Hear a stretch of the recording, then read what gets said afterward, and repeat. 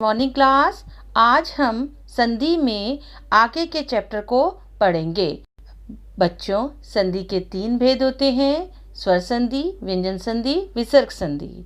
और फिर उसके आगे आते हैं तो स्वर संधि के 5 भेद माने गए हैं: दीर्घ, गुण, यण, अयादि, वृद्धि। ये 5 भेद हैं। अब तक आपने पढ़ा दीर्घ संधि, गुण संधि और अयादि संधि। आज मैं आपको यण और वृद्धि संधि के बारे में पढ़ाने जा रही हूँ।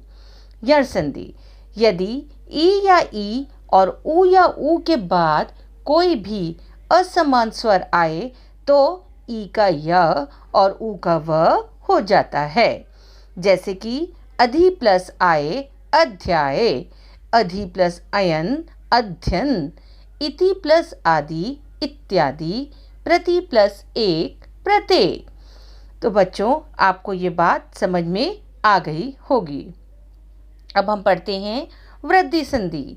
यदि अ या अ के साथ ए आए और ओ औ आए तो उसकी वृद्धि हो जाती है, आए और औ हो जाता है। जैसे सदा प्लस एव सदैव, एक प्लस एक एक एक, मत प्लस एक के मतैक के, जल प्लस ओग जलोग, महा प्लस औषध महौषध।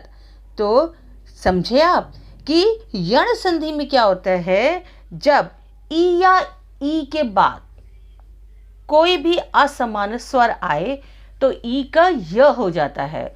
ऊ या ऊ के बाद कोई भी असमान स्वर आए तो ऊ का व हो जाता है, ठीक।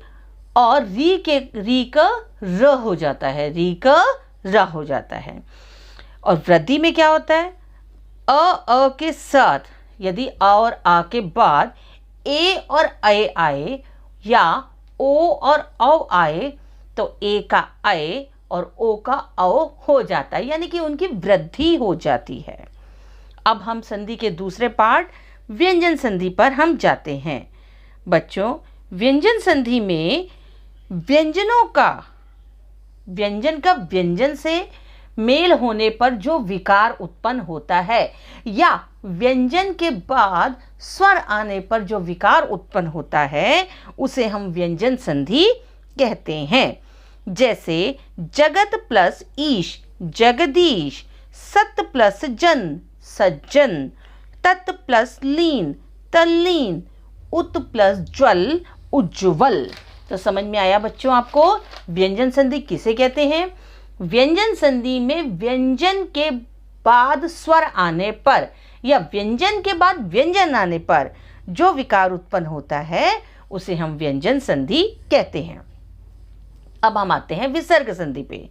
विसर्ग संधि: विसर्ग तथा व्यंजन या स्वर के परस्पर मेल से जो विकार उत्पन्न होता है उसे हम विसर्ग संधि कहते हैं। विसर्ग संधि में क्या होता है बच्चों? यदि किसी शब्द के पीछे विसर्ग आ जाए या व्यंजन हो या स्वर हो, ठीक, तो उनके मिलने से जो विकार उत्पन्न होता है, उनके मिलने पर जो चेंज आता है उसे हम विसर्ग संधि कहते हैं। जैसे ही यशः प्लस गान, यशः में हमने विसर्गें लगाई हैं तो उसका हो जाएगा यशोगान। निहि प्लस तेजा, नी के बाद विसर्गे हैं निस्तेज। दु प्लस बल दुर्बल, निहि प्लस चिंत निश्चिंत। तो इस तरह से आप लोगों ने आज संधि के विषय में पूर्ण जानकारी प्राप्त कर ली है।